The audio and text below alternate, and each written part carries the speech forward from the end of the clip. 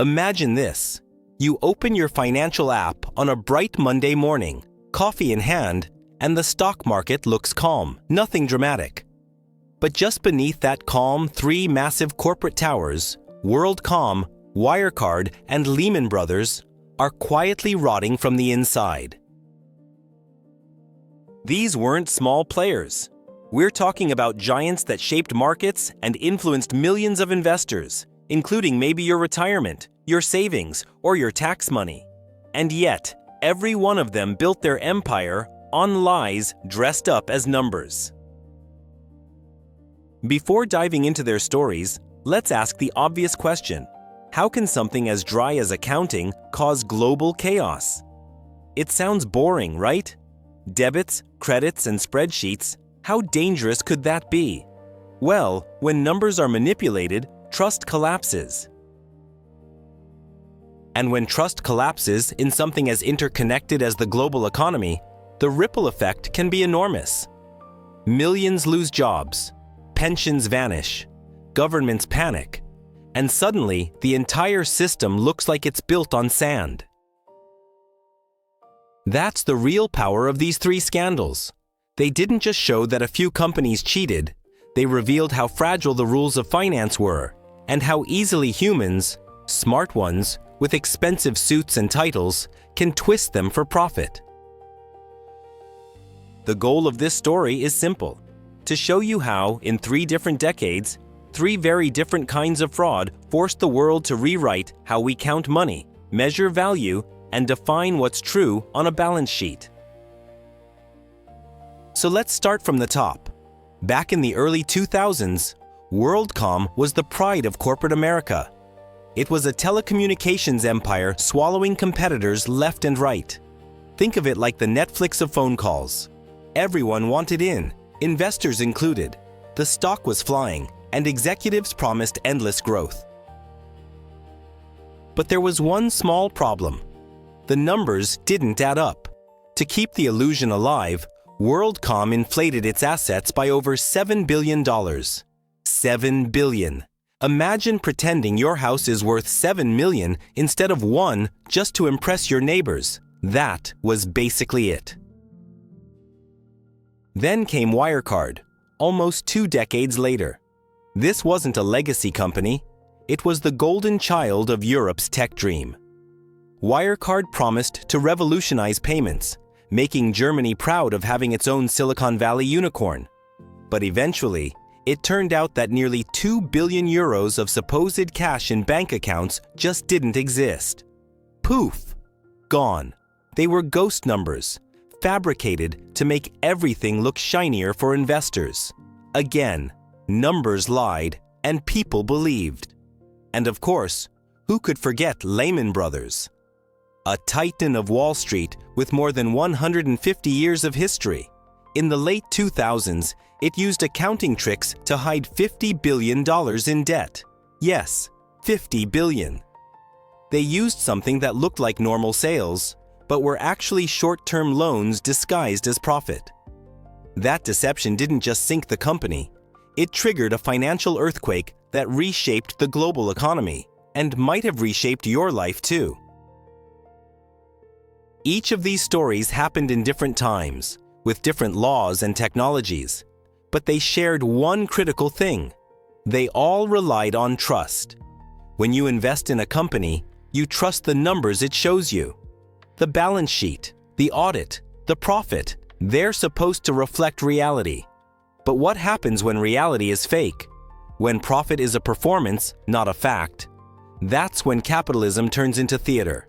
If you think about it, accounting is the language of business.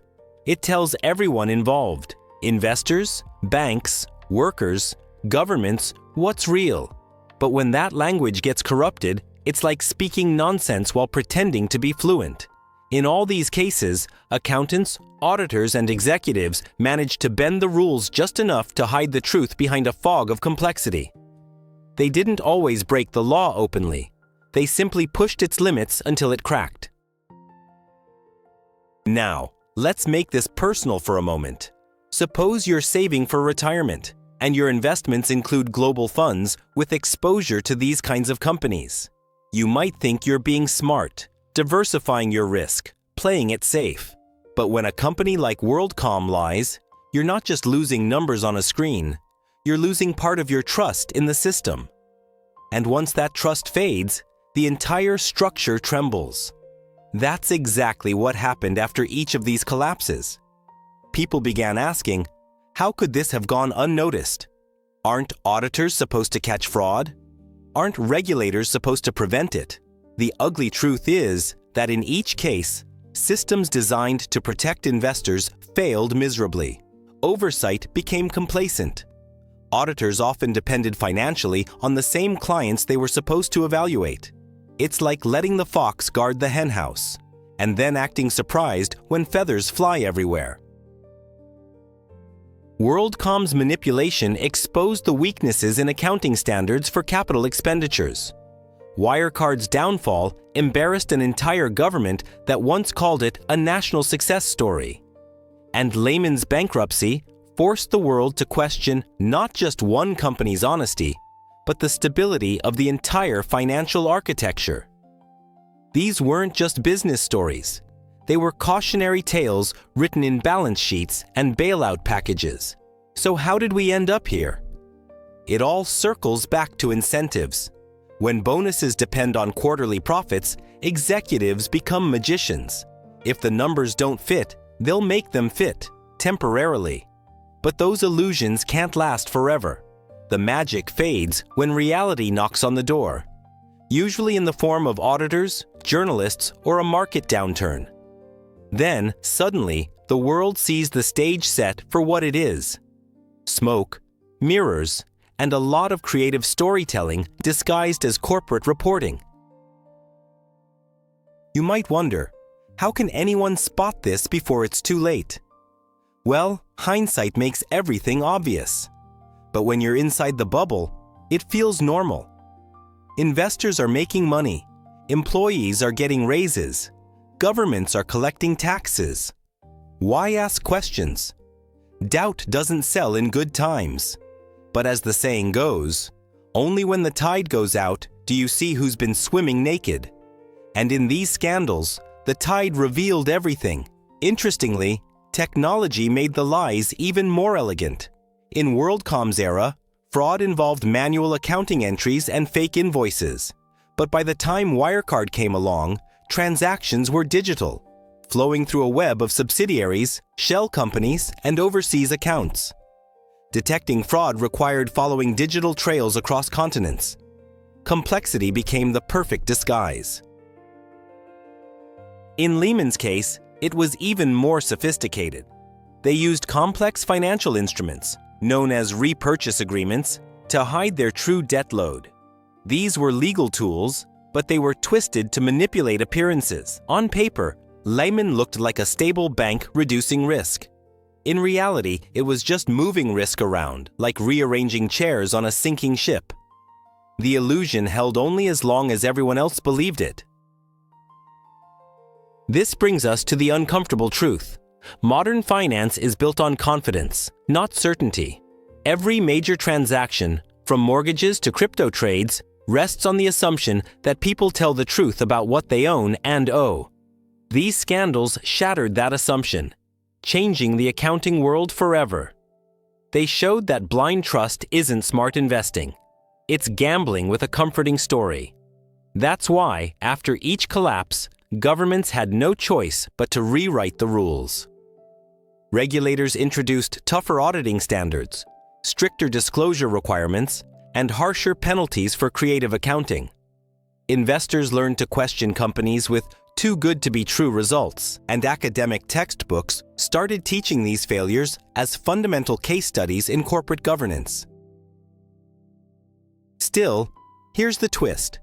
No amount of regulation can fix greed or fear. Humans run the systems, and humans are the loopholes. That's why every time new rules are written, someone somewhere is already thinking of how to bend them. The best defense is awareness, knowing how and why fraud happens. Because once you understand that, you stop being part of the crowd running toward the next shiny promise. Think of this as the prologue to a 3-act tragedy. In the next chapters, we'll break down each fall, how WorldCom inflated assets like balloons until they burst, how Wirecard's digital empire turned out to be built on ghosts, and how Lehman Brothers' clever disguise nearly brought down modern capitalism itself. But for now, take a moment to realize what these names represent. They're not just companies. They're milestones marking the moments when truth became optional in finance, and the world learned the cost the hard way. So, next time you read a company's financial report, remember this: numbers can lie. Numbers can charm you, mislead you, and make you rich or broke. The difference between illusion and reality is trust. And that's exactly what the next chapters are going to dissect: how trust was built, broken, and painfully rebuilt 3 times over, changing accounting forever. Picture this. It's the late 1990s, and America is buzzing with the promise of the internet age. The stock market loves anything with the word telecom in it. Investors are throwing money at companies that promise to connect the world. And right in the middle of it all sits WorldCom. Big, hungry, and ready to swallow everything in its path. From small-town Mississippi, WorldCom grew into a telecommunications colossus worth hundreds of billions, seemingly unstoppable. But as you'll soon see, it was also one of the greatest illusions ever sold to Wall Street. To understand the scam, you first need to understand what WorldCom actually did. The company's business seemed simple. It sold phone and data services to businesses and consumers across the United States. Back then, before the smartphone revolution, controlling data lines and long-distance calls meant controlling money. WorldCom expanded aggressively, buying up smaller rivals one after another. Think of it as a corporate version of Pac-Man, eating everything in its way and claiming new market share with every gulp. Growth looked unstoppable, and CEO Bernie Ebbers became a business rock star. The problem was that the telecom bubble, like all bubbles, was destined to burst. By the early 2000s, when the dot-com crash hit, demand for telecom capacity dropped sharply. The golden days of easy expansion vanished overnight. Revenues started to fall, and Wall Street was getting nervous. WorldCom's investors wanted profits, not excuses, and that's where the story gets dark.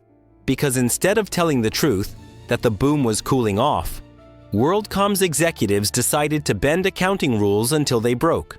Here's how they did it. WorldCom began misclassifying regular operating expenses as long-term investments. That might sound dull, but it's everything. In accounting, an operating expense means something like paying your phone line or your employee's salary, money you spend right away. But a capital investment is different. It's like buying a building or laying down a network of cables, something that provides value over years. By moving those expenses, billions of dollars worth, into the investment category, WorldCom magically made their profits look huge. They weren't making more money. They were just hiding costs. Imagine this in your own life. Let's say you spend $10,000 on bills and food this month. Normally, that leaves a big hole in your wallet. But what if you wrote in your budget that those were investments in personal infrastructure? Suddenly, your balance looks great. On paper. That's exactly what WorldCom did, inflating its assets by over $7 billion. It kept the illusion of profitability alive long enough to keep investors happy, executives wealthy, and the company's stock price sky high. Bernie Ebbers, the man at the center of it all, was the kind of CEO who saw humility as optional. A towering figure with a southern drawl and a passion for growth, he built his empire with charm and pressure. When revenues started to dip, he reportedly told his finance team to make the numbers work. In corporate language, that's code for find a creative way to lie without calling it lying. The pressure to maintain appearances became unbearable. Executives knew that a missed profit target could trigger a stock collapse. And WorldCom's stock wasn't just a number on a screen, it was the currency of its expansion. WorldCom's fraud wasn't discovered by a powerful bank or an army of regulators. It was uncovered by a small internal audit team led by a woman named Cynthia Cooper. Her team wanted to verify why certain assets seemed suspiciously large. What they found was a mess of manipulated entries, the digital equivalent of a crime scene. Billions in fake numbers had been quietly added to the books to please accountants, investors, and the CEO. When the truth finally came out in 2002, WorldCom filed for bankruptcy. It was, at that time, the largest corporate bankruptcy in history. The fallout was brutal. Investors lost everything. Thousands of employees lost their jobs and pensions.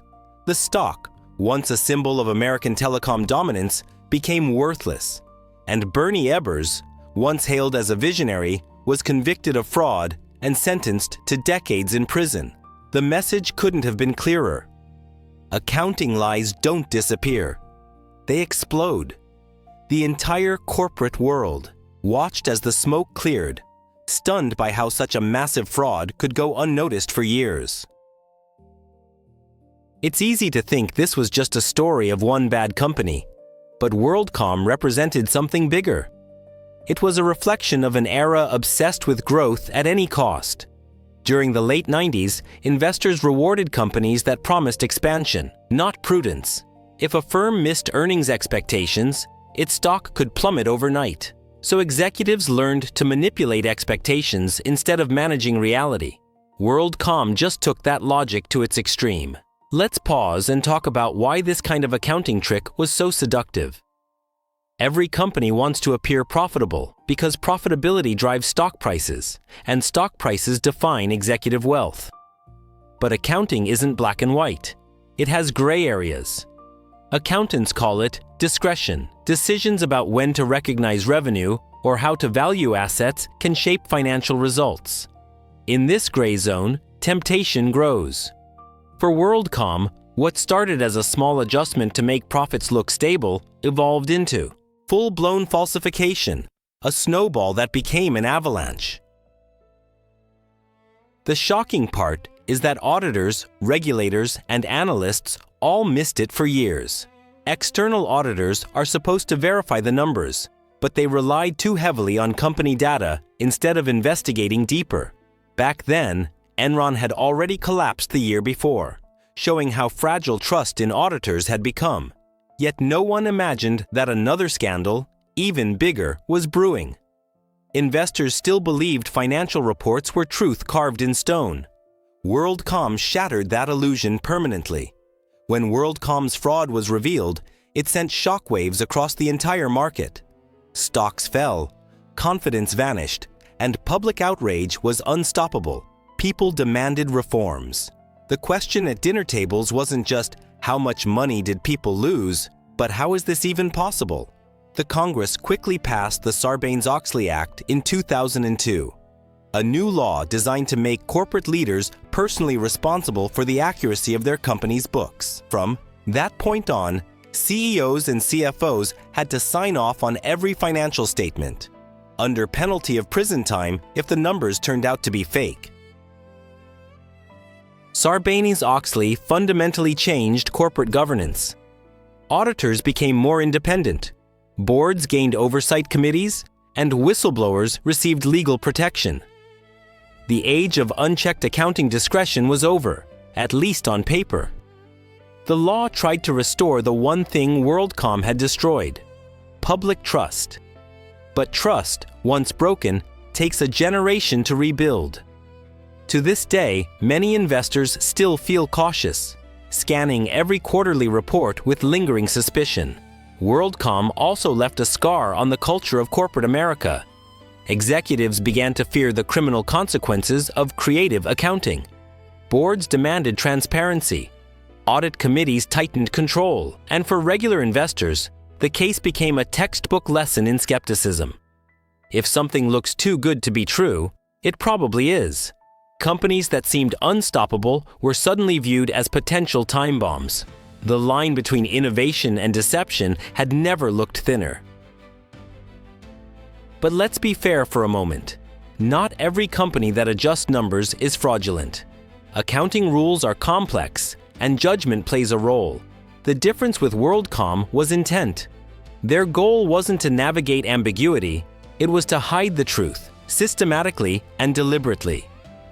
When executives sign off on lies disguised as profits, it's no longer accounting, it's fiction. And fiction is great for movies, not for financial reports. So, what lessons can you take from WorldCom today? First, transparency matters more than size. Never assume a big company means a safe investment. Second, question the numbers, especially in industries obsessed with constant growth.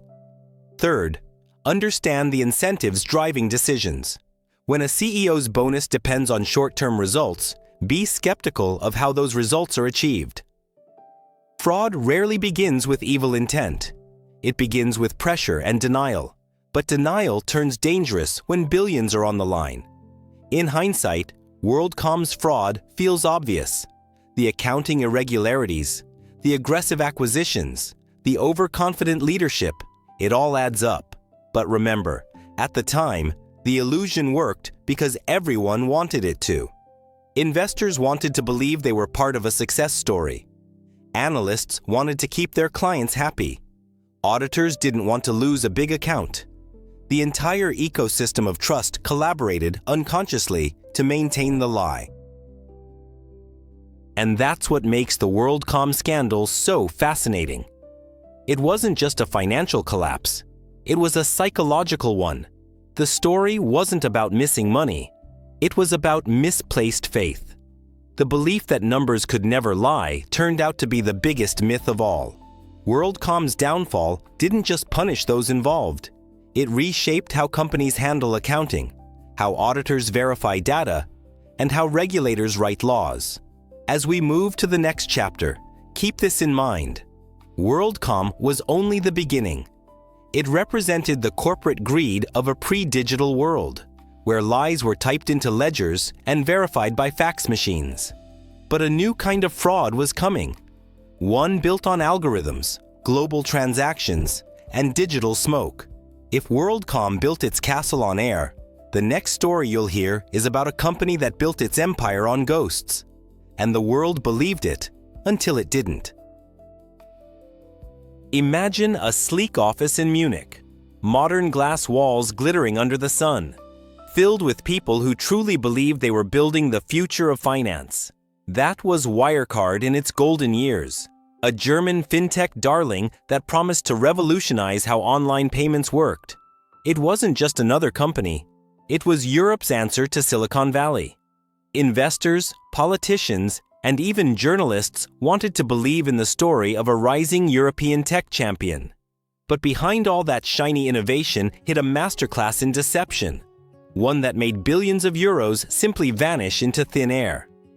To understand Wirecard's rise, you need to see the timing. The early 2000s marked the global explosion of e-commerce. Everyone was buying online, and digital payment processors became the backbone of the new economy.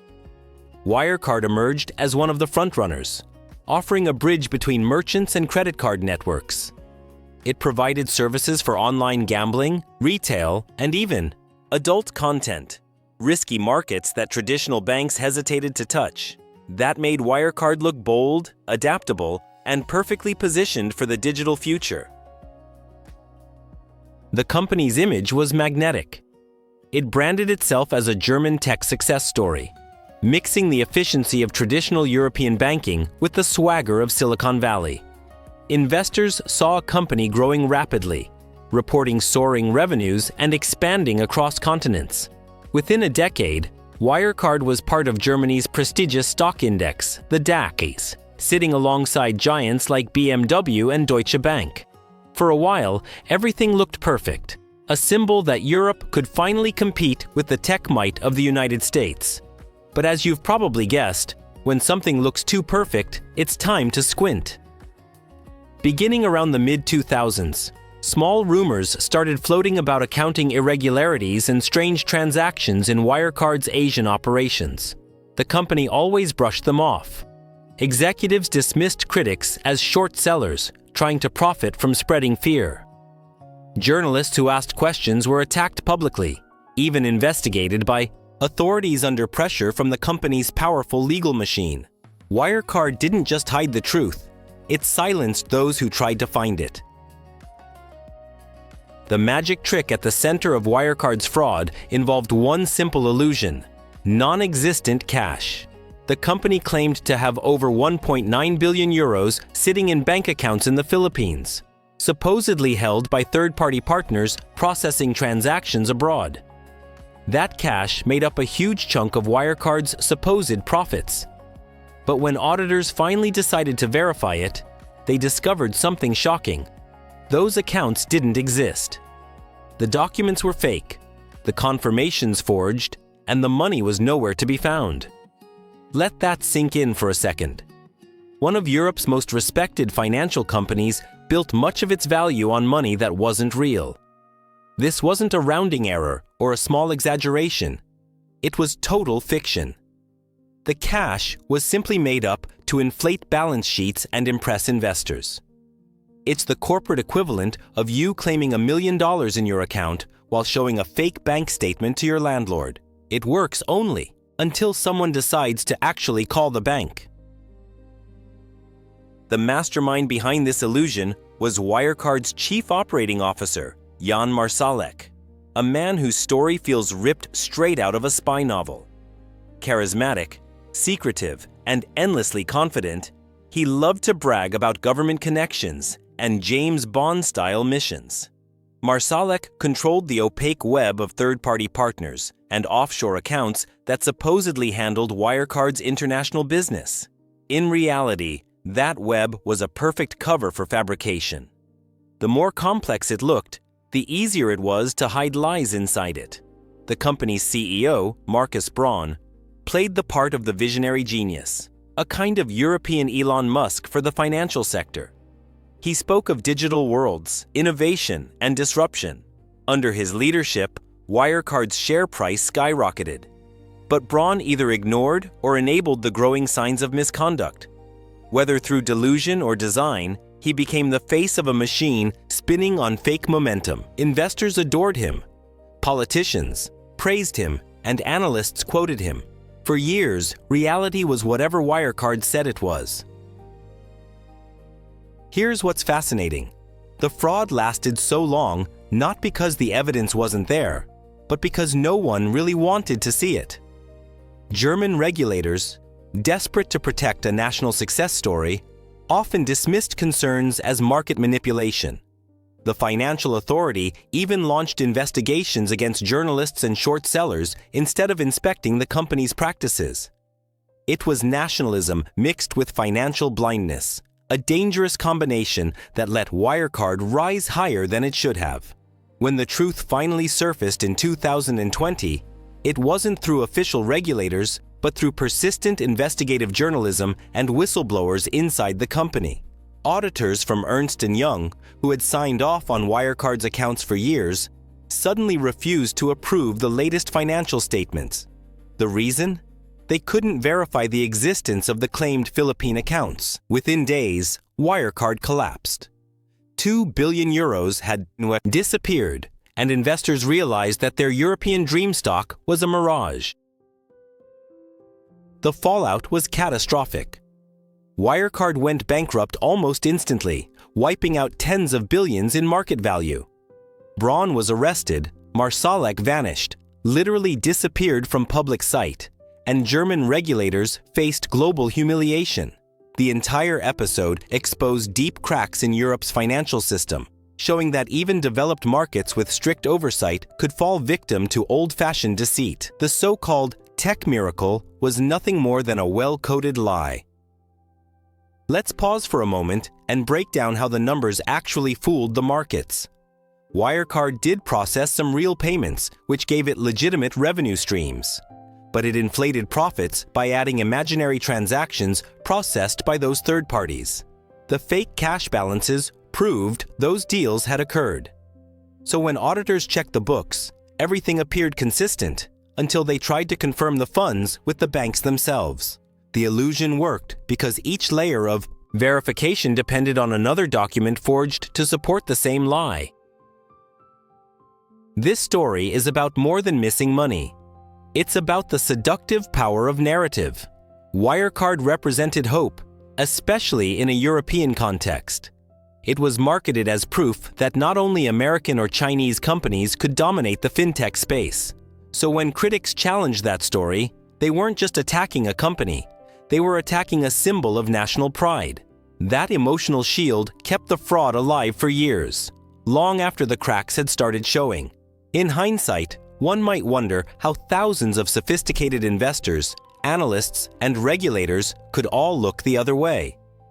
The answer lies in a concept called confirmation bias. People believe what they want to be true. When a company's value is tied to collective optimism, doubt becomes unprofitable. Speaking up against that optimism can get you ignored, or worse, punished. Wirecard weaponized that psychology perfectly, wrapping lies inside a story people wanted to believe. Another crucial piece in this puzzle is how technology changed the mechanics of fraud. Unlike WorldCom, which manipulated physical invoices and manual ledgers, Wirecard's game was digital. Transactions happened in milliseconds across multiple jurisdictions. Regulators couldn't keep up. Auditors couldn't track every flow. In a world of virtual data, falsifying an electronic document can be easier than printing one on paper. That's the dark side of digital globalization. Fraud travels faster than accountability. But the story doesn't end at the corporate level. Politically, Wirecard's collapse hit Germany's reputation hard. The country prided itself on precision, discipline, and transparency. Yet here was a colossal fraud under its watch, one that fooled not only investors, but the entire state apparatus. Parliamentary inquiries revealed that regulators ignored multiple red flags for years. The scandal became not just financial, but existential, a sign that even the best systems can falter when faith replaces skepticism. The human side of this story is equally painful. Thousands of employees lost their jobs overnight. Retail investors, many of them ordinary people who believed in Wirecard's promise, saw their savings evaporate. Some had invested through pension funds, others had simply followed the hype. The betrayal wasn't only financial, it was emotional. People had trusted a future that turned out to be fictional, and that kind of deception leaves deeper scars than a balance sheet can show. Perhaps the most haunting part is that Jan Marsalek, the man who orchestrated much of the scheme, remains a ghost. While Marcus Braun faced trial, Marsalek fled beyond the reach of law enforcement, reportedly living under protection in undisclosed locations. His disappearance added a cinematic layer to an already unbelievable story. Wirecard had promised transparency, yet its final act was vanishing into shadows. Very fitting for a company built on phantom billions. In the aftermath, European regulators scrambled to tighten oversight of financial technology companies. Germany created new watchdog units, the European Union proposed stricter auditing laws, and global investors began demanding more scrutiny in fintech valuations. The lesson was loud and clear. Digital doesn't mean trustworthy. Innovation without verification is just invitation for chaos. Wirecard's spectacular collapse reminded everyone that data can lie just as easily as paper once did. For you as an investor, this case is a wake-up call. Never confuse innovation with integrity. It doesn't matter how futuristic a company looks or how many buzzwords it uses. Cash is still king, and trust isn't automatic. Always ask, who's verifying the numbers? Are those profits traceable? If a company says it's holding billions in faraway accounts, ask why the money isn't at home. The simplest questions often reveal the biggest truths. Wirecard's ghost still haunts the market today. Every new fintech startup raising millions in funding faces extra skepticism because of what happened. In the long run, that's a good thing. Healthy doubt makes a market stronger, just as the Sarbanes-Oxley Act reshaped American accounting after WorldCom. The Wirecard saga forced Europe to confront the vulnerabilities in its digital oversight. Governments learned, painfully, that pride is not due diligence. So, next time you see a company burn bright with buzzwords about disruption and innovation, remember this story. Behind the glitter may lie ghosts, numbers without substance, promises without backing. Wirecard's collapse proved that no amount of technology can replace honesty, and no amount of ambition can turn fiction into cash. The phantom billions may be gone, but the lessons remain, guiding the next generation of investors, regulators, and dreamers toward a healthier dose of skepticism. Close your eyes and picture the skyline of New York City in 2008. Bright lights, bustling markets, traders shouting into phones, believing they controlled the heartbeat of global capitalism. Then, almost overnight, everything changed. One of the oldest, most respected banks in the world, Lehman Brothers, collapsed in a single weekend. The sound of its fall echoed through every economy on Earth. If WorldCom was a lie written in numbers, and Wirecard was a lie built on digital smoke, then Lehman Brothers was a lie packaged as perfect financial engineering. To understand what happened, you need to know who Lehman was. Founded in the mid-19th century, the firm started as a small cotton brokerage in Alabama before evolving into an investment banking powerhouse. Over generations, it became synonymous with Wall Street. Prestige, ambition, and profit all wrapped into one logo. By the early 2000s, Lehman Brothers was deeply entangled in one of the most lucrative markets of all time, mortgage-backed securities. That phrase might sound complicated, but stick with it. It's the key to understanding the disaster. Mortgage-backed securities are bundles of home loans that banks sell to investors.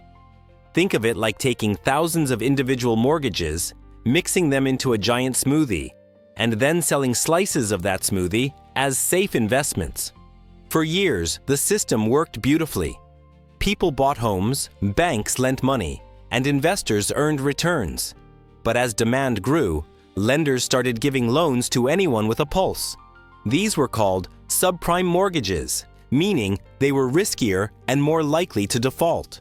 But as long as house prices kept rising, everyone looked rich on paper. Lehman Brothers heavily invested in these mortgage securities. They weren't just selling them, they owned massive amounts themselves. On the surface, it seemed brilliant. Real estate was booming. Profits soared. But what no one wanted to admit was that all this wealth was built on borrowed money and fragile assumptions. When the housing market started to cool, that illusion began to crack. What followed was not a simple downturn, it was the unraveling of a global financial illusion. Now, here's where the disguise comes in. Lehman used a clever accounting maneuver known as Repo 105. The word repo comes from repurchase agreement. In plain terms, it's a short-term loan disguised as a sale. Lehman would temporarily sell assets to another bank in exchange for cash, promising to buy them back later. But instead of treating this as debt, what it really was, they booked it as revenue. On paper, their balance sheet looked healthier, lighter, and more liquid. In reality, they were drowning. Imagine if you borrowed money from your friend just before payday, but instead of calling it a loan, you marked it in your notebook as income. For a moment, your finances look great. You seem solvent, successful, even thriving. But as soon as the friend asks for the money back, you're in trouble. That's exactly what Lehman did with tens of billions of dollars.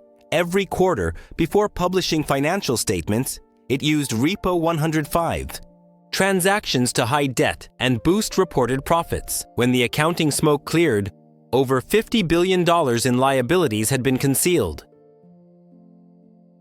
The brilliance of the trick, if you can call it that, was in its subtlety. Lehman's executives could point to the legality of everything they did. Technically, the transactions followed existing accounting rules. But morally, it was pure deception. The point wasn't to strengthen the firm. It was to fool investors, regulators, and rating agencies. Once again, the game was about appearances. As long as Lehman seemed stable, money kept flowing in.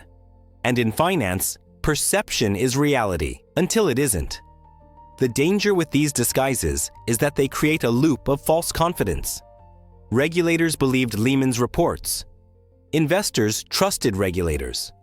And clients trusted investors. Each layer fed the illusion, making it even harder to see the truth. Inside the company, there were warnings, risk officers raising red flags, and analysts questioning valuations. But in the culture of Wall Street, doubt was punished. Confidence was currency. No one wanted to be the person who broke the B spell. By mid-2008, the illusion began collapsing.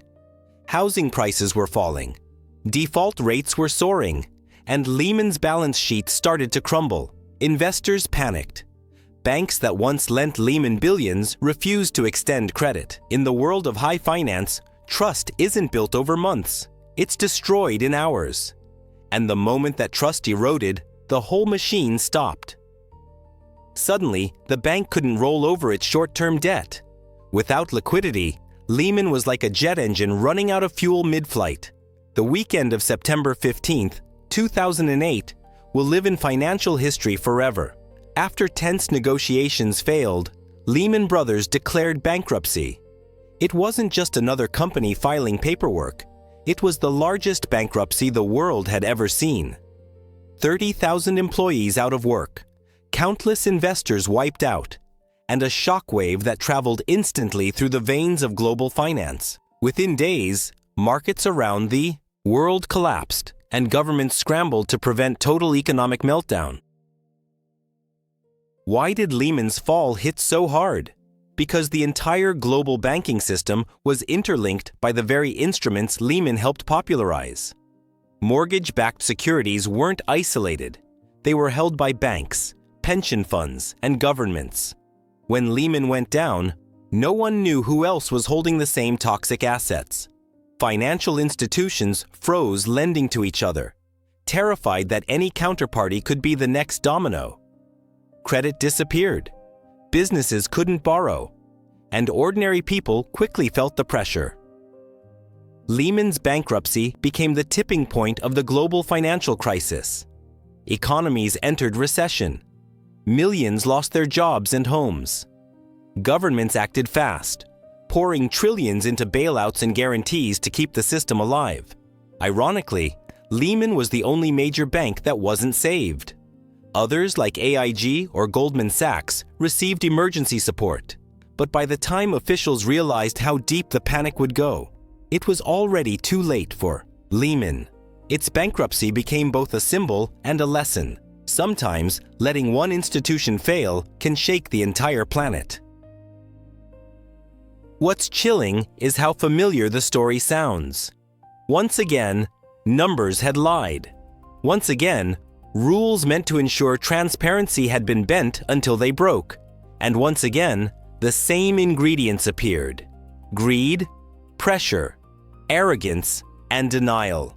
The very people paid to question the system, auditors, regulators, analysts, became part of the system itself, trapped in groupthink.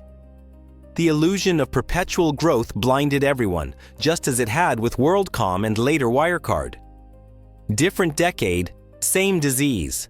Some might argue that Lehman's downfall wasn't a fraud in the strictest sense. It was the result of a system gone out of control. But that's precisely the point. When rules encourage short-term gain over long-term health, deception becomes institutionalized. Lehman didn't need to break the law to deceive. It only needed to play with gray areas. Accounting standards didn't require full disclosure of Repo 105 deals, so they used that omission to their advantage. It was essentially legal opacity weaponized for survival. The moral hazard of the early 2000s was that risks were shared globally, but profits stayed concentrated. When everything was going up, traders earned bonuses, executives collected millions, and shareholders cheered. When the crash came, the costs were socialized, paid by taxpayers, governments, and ordinary citizens. It's no wonder public outrage exploded. People realized the rules of the game weren't written for them. The big players could gamble with other people's futures and still walk away safe. And yet, from that rubble arose some of the biggest changes in modern finance. Governments and regulators worldwide tightened banking rules under new frameworks like Basel III and the Dodd-Frank Act. These reforms forced banks to hold more capital and increased transparency in how they report risk. Central banks gained broader powers to monitor systemic threats, and stress tests became standard procedure.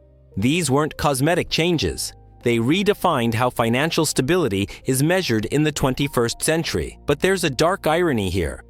The more complex the regulations became, the more creative banks grew in finding loopholes. Financial engineering didn't die with Lehman. It simply evolved. The industry learned to mask risk under different products, derivatives, swaps, and structured notes, none of which are easy for outsiders to understand. Complexity became both a shield and a sword, protecting institutions from accountability while dazzling the market with constant innovation. From a psychological point of view, Lehman's story is about denial on a massive scale. Even as the evidence piled up, people at every level convinced themselves that things would turn around. Investors told themselves housing would rebound. Executives told themselves liquidity would return. Politicians told the public that markets were sound. Denial became a survival tactic. But denial and delay only make the explosion louder when it finally comes. You might wonder why regulators or governments didn't step in earlier.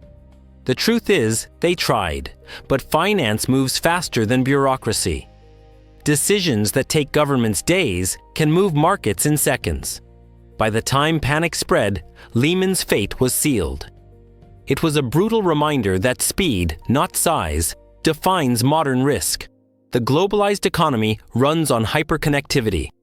And when one node collapses, the rest follow almost instantly. In the aftermath, trust in institutions evaporated. The public began questioning everything from rating agencies to central banks. The old assumption that experts knew what they were doing was shattered. People started moving money differently, investing differently, even voting differently. The crisis didn't just transform finance, it reshaped politics, leading to years of populist upheaval and public distrust that still lingers today. For investors like you, Lehman's story carries a haunting truth. The numbers that drive markets are not facts, they're agreements. They depend on shared belief and continuous oversight. When belief fades or oversight fails, even the strongest system can collapse. Understanding that fragility is essential if you ever wish to navigate markets wisely. Because as history has shown, the moment everyone agrees something is too big to fail is usually the moment it's already doomed. So, when you look at today's financial world, with its cryptocurrencies, shadow banks, and highly leveraged funds, remember Lehman. The names may have changed, but the rhythms of greed and denial haven't. Behind every boom lies the potential for another bust. Behind every promise of safety hides a little bit of risk in disguise. And sometimes it takes one loud fall to remind the world that trust, not innovation, is still the most valuable currency of all.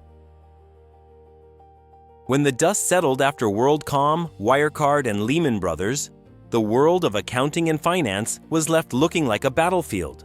Trust, the very foundation of global markets, had been shattered. Investors were angry, politicians were embarrassed, and regulators suddenly realized that the systems they had built to protect transparency were full of holes.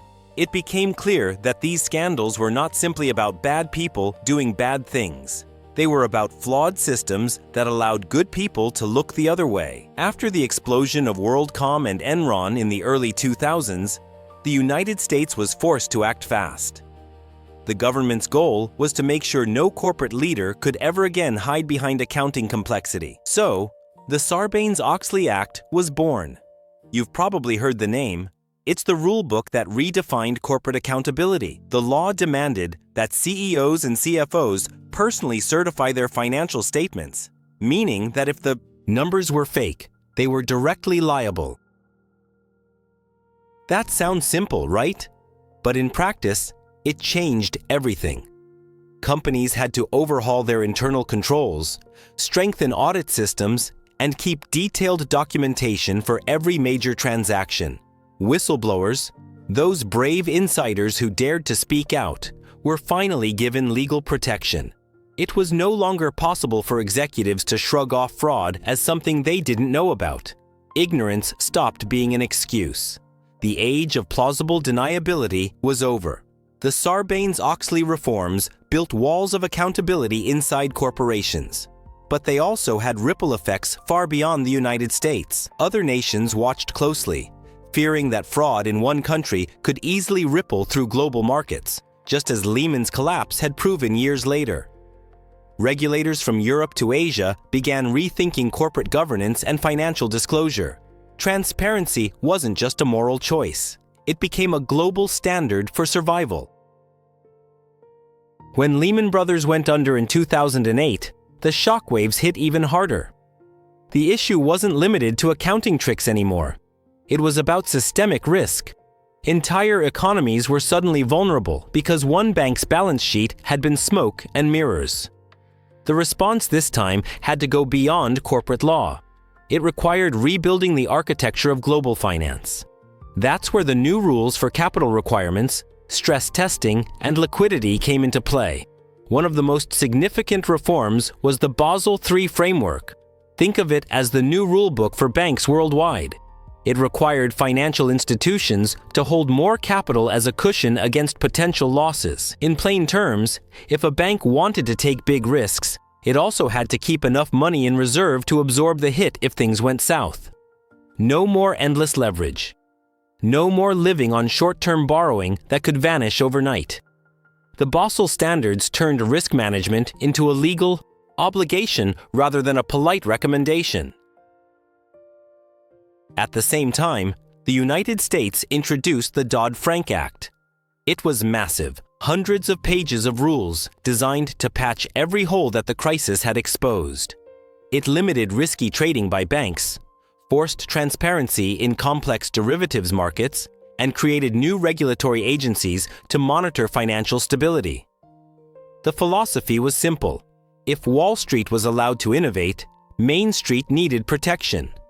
Markets would still be free, but not free to destroy themselves. Of course, big institutions don't change their habits overnight.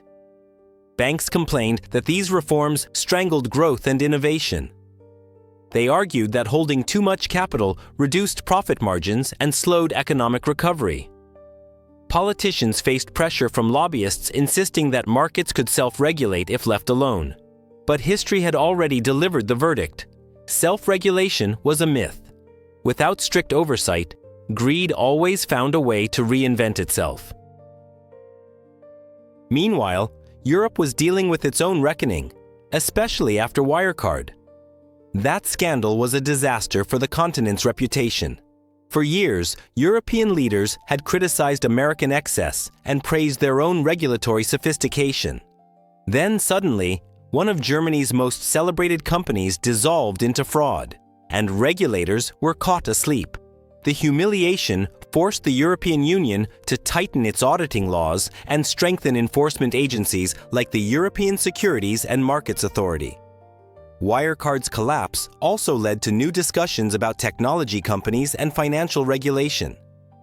Tech firms had entered the finance world, promising disruption, efficiency, and speed.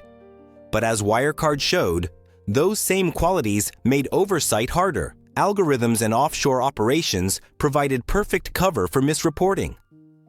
Regulators had to face a new reality. Fraud in the digital age could happen in milliseconds and cross borders instantly. The rulebook from the 20th century simply wasn't equipped for 21st century lies. So a wave of digital age reforms began. Auditors were required to verify data trails more rigorously, even across cloud systems and third-party networks. Cyber risk was classified as a legitimate financial risk.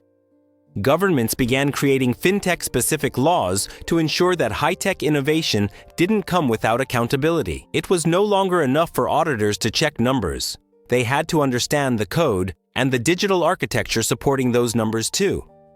Interestingly, all these changes, Sarbanes-Oxley, Basel III, Dodd-Frank, and the EU reforms, shared one hidden lesson. Trust cannot be delegated. You can't outsource honesty to auditors or regulators and hope it holds. Systems are only as strong as the people running them. Every time a new control is built, someone somewhere is already thinking of a way around it. That's the eternal dance of finance. Trust, betrayal, regulation, and reinvention. It's also worth mentioning how investors themselves changed after these crises. Before the scandals, many simply believed the markets were fair. Afterward, skepticism became the new norm. Retail investors demanded clearer disclosures, independent ratings, and access to raw data. Institutional investors began integrating risk analytics into decision-making. Due diligence became a buzzword not just for venture capitalists, but for everyone buying stocks, bonds, or crypto. In a strange way, the pain of these collapses made the public financially smarter. None of these reforms guaranteed a fraud-free world, far from it, but they changed the incentives that once fueled reckless behavior. Accounting standards became stricter. Executive bonuses got tied to long-term performance, and whistleblower hotlines became standard in large corporations. In some places, these reforms worked wonders. In others, they merely created thicker bureaucracy. But globally, they made one thing clear. Transparency isn't a burden, it's the price of trust. The broader cultural shift was just as important as the legal one. Suddenly, being an accountant or auditor wasn't just a boring desk job, it was frontline defense against corruption. Universities updated curricula, teaching ethics alongside finance. Boardrooms started treating internal audits as lifelines rather than paperwork. The narrative had changed. Hiding information was out. Accountability was in. A clean balance sheet became as valuable as a profitable one. Of course, the financial world loves to adapt, and not always for the better. As soon as one loophole closes, another opens. If banks couldn't hide debt in Repo 105 structures, they found new instruments to shift risk off their books. If companies couldn't inflate cash balances, they invented new performance metrics like adjusted EBITDA to paint rosier pictures. Reforms may have rewritten the rules, but they didn't rewrite human. Ambition and deception still coexist under the same fluorescent lights. So what did all of this achieve in the end? The world didn't become fraud-proof, but it did become more self-aware. Investors began asking smarter questions. Regulators developed faster tools for detection. And companies, under the fear of huge penalties and reputational ruin, started to behave with a bit more caution. The pendulum had swung from blind optimism to cautious realism. Or at least, that's what everyone hoped. The most powerful effect of these new rules wasn't technical, it was psychological. Markets operate on confidence, and the simplest way to restore confidence after betrayal is to show discipline. Every reform was a message to the public. We've learned our lesson. Whether that message was entirely true or not didn't matter at first. Symbols were necessary to rebuild faith. The rules became the bridge between chaos and order. Yet, as time passed, that memory started fading. By the mid-2010s, market exuberance had returned. Once again, startups were valued at impossible numbers, and investors were chasing hype instead of fundamentals. The ghosts of old scandals began whispering again, reminding everyone that regulation, no matter how strict, can't cure short memory. The financial world had moved on, but the seeds of the next crisis were already being planted under new names and technologies. Still, governance reformers insist that the legacy of those collapses continues to shape policy today. Central banks now monitor not just inflation and employment, but systemic risk. Accounting boards constantly update standards for transparency in complex financial instruments. global cooperation among regulators has improved, at least in theory. And if another giant ever falls, the response will be faster, coordinated, and hopefully smarter. In the end, the greatest victory wasn't preventing fraud, it was learning from it. Every crisis forced humanity to admit that greed doesn't vanish with punishment, and ignorance doesn't disappear with technology. It forced societies to remember that trust must be earned daily, not assumed. Because the truth is simple, money is merely a mirror reflecting our values. When those values rot, no law can fix it for long. So next time someone tells you that accounting is dull, remember these stories. Numbers aren't boring, they're dangerous when misunderstood. They can build empires or burn them down. And after every collapse, the world rewrites the rules, hoping this time will be different. Spoiler alert, it never completely is. But each reform, each hard-learned lesson, pushes us one step closer to a system that fails a little less catastrophically. So, after all the scandals, crashes, reforms, and broken promises, what does it all mean for you?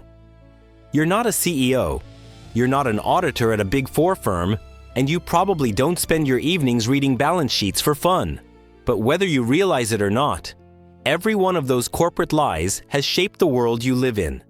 The prices you pay, the trust you extend, even the way your savings are invested. These aren't distant financial crimes. They're the footsteps that echo through your own economic life. Let's start with the most obvious lesson. Transparency isn't just for the big players. It matters to you because every financial decision you make relies on information someone else produces. When a company lies, it doesn't just fool regulators. It fools you, your pension fund, your mutual funds, your taxes. The invisible threads of finance connect each household to the decisions of a few boardrooms. When one of those threads snaps, the whole web shakes, and the tremor reaches your doorstep. Think back to the collapse of Lehman Brothers. Millions of regular people lost their homes, jobs, and savings, not because they gambled recklessly, but because the institutions they trusted were playing a dangerous game behind the curtain. Or consider WorldCom, where fake profits turned into real pain for employees who had spent years building their careers. Or Wirecard, where retail investors, ordinary folks trying to get ahead, watched their money evaporate in a haze of digital deceit. The pattern is clear. When the powerful lie, the powerless pay. But don't take this as pure doom and gloom. Each collapse also opened a door. A painful but necessary invitation to learn how the system really works. Understanding accounting, no matter how complex it seems, is a form of self-defense. You don't need to be an expert to recognize red flags. When you hear about unbelievable profits, overly optimistic forecasts, or vague explanations like innovative accounting techniques, your instincts should tingle. That's your financial immune system working. Here's the good news. We now live in the most data-rich era in financial history. Anyone with a smartphone can access company reports, earnings calls, and analyst warnings. The tools that were once limited to Wall Street elites are now in your pocket. But that freedom comes with responsibility. It means reading beyond headlines, learning basic financial concepts, and not letting language intimidate you. Because remember, half the battle of deception lies in making things sound too complex to question. Let's make that simple. Accounting, at its heart, tells one story: where the money came from, where it went, and what's left. When companies start rewriting that story to look prettier, they're basically printing their own fiction. You, as an investor or taxpayer, are the reader, and it's your job to spot inconsistencies. If their debt magically shrinks without selling assets, ask how. If profits grow but cash doesn't, ask why. Numbers don't always lie by themselves, but people make them lie beautifully. Now you may wonder, if all these regulations exist now, Sarbanes-Oxley, Dodd-Frank, Basel standards, can this still happen again? The honest answer is yes. Systemic fraud rarely repeats in the same costume, but it always looks familiar in the eyes. Maybe the next scandal won't involve telecoms or fintechs. It might come from crypto exchanges, green tech startups, or artificial intelligence companies. The tools evolve, but human incentives don't. The temptation to dress up losses as victories is too old and too universal to disappear. But that doesn't mean we're helpless. The difference between the world before these scandals and the world after them is awareness. Investors today demand real audits. Journalists have learned to dig deeper than press releases. Governments, despite their flaws, now know what complacency costs. And you, yes, you, are part of that ecosystem of accountability. Every question you ask, every skeptical eyebrow you raise, helps keep pressure on the system to behave. Let's talk about investing for a moment. Maybe you've started building a portfolio. Maybe you're planning to. It's tempting to look for fast gains, to chase the next hot trend or the company that promises impossible growth. But history tells us that the most dangerous phrase in finance is "this time is different." It never truly is. The surest way to protect your money is to think long-term. Diversify wisely, and remember that risk doesn't vanish. It only changes shape. Fraud thrives where people forget that. There's another important takeaway here, a moral one. Trust is invisible but essential. It's what allows money to flow, markets to exist, and economies to function. Without it, capitalism collapses into chaos. But trust doesn't mean naivety. Healthy skepticism is a civic duty. The goal isn't to believe nothing, it's to verify everything. You wouldn't let a stranger manage your life savings without asking questions. So why let a logo or a glossy report do it? These scandals also force us to reflect on something deeper. How much of our world runs on confidence rather than certainty? A dollar, a stock, a bond. All of it has value because we collectively agree it does. That fragile belief makes markets powerful, but also fragile. When WorldCom or Wirecard or Lehman lied, they didn't just destroy money, they damaged belief. And rebuilding belief takes far more time than printing more cash ever could. For young professionals and future entrepreneurs, these stories carry another kind of wisdom. Success without integrity is a trap. Every shortcut taken to please investors, every gray zone exploited to make quarterly numbers, plants the seeds of destruction. You might build a castle of numbers that looks magnificent from the outside, but sooner or later, reality always audits. The scoreboard of capitalism can be cruel, but it never forgets. The corporate world loves to say, ethics are good for business, as if morality needed a return on investment. In truth, ethics are the foundation on which sustainable business stands. Investors no longer chase companies that only deliver profits. They want transparency, governance, and responsibility. The market is slowly rewarding honesty over hype. WorldCom, Wirecard, and Lehman remind us that a reputation can take decades to build and minutes to destroy. So where does that leave you? The curious viewer, the small investor, the financially conscious citizen, right in the middle of the story. Because in a world that runs on accounting, your trust is the currency. Your attention, your skepticism, and your choices shape which companies grow and which ones vanish. Every time you invest, buy, or even share a headline, you're voting for the kind of financial system you want to exist. Of course, there's a pragmatic side to all this too. Building financial literacy isn't about memorizing accounting formulas. It's about asking the right questions. What does this company actually do? How does it make money? Are its profits sustainable? Or are they just magic tricks on paper? The more you practice thinking in those terms, the stronger your radar becomes. The goal isn't to avoid risk, it's to avoid blind risk. And here's a point people rarely mention. Scandals like these can actually make you a better investor. They teach humility. They remind you that no business is invincible and no market is too smart to fail. They push you to focus on fundamentals, cash flow, customers, real assets, instead of hype. And most importantly, they teach patience, because in the long run, honesty compounds just as powerfully as interest does. One might even argue that these collapses, painful as they were, helped democratize understanding. Before, only economists debated accounting standards. Now, ordinary people know what liquidity or capital cushion means. When your world burns, you learn where the fire exits are. The shared trauma of financial crises turned millions into more informed, more resilient participants in the economy. But let's not pretend the story is finished. New technologies bring new opportunities, and with them, new risks. Cryptocurrencies promise decentralization, yet have already seen their share of frauds. Artificial intelligence promises smarter investment decisions, but introduces new forms of manipulation and opacity. The next WorldCom or Wirecard might not use spreadsheets. It might use algorithms. And the next Lehman-style collapse might come from a digital platform you use every day. Awareness is your greatest shield against that future.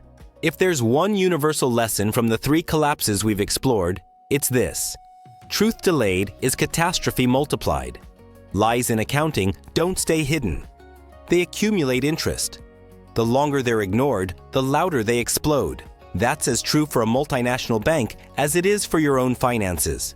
The earlier you confront uncomfortable truths, the better your odds of surviving them. So, as you finish this journey, remember that finance isn't just numbers. It's human behavior measured in digits. Greed, fear, pride, hope, they're all there on the balance sheet if you know where to look.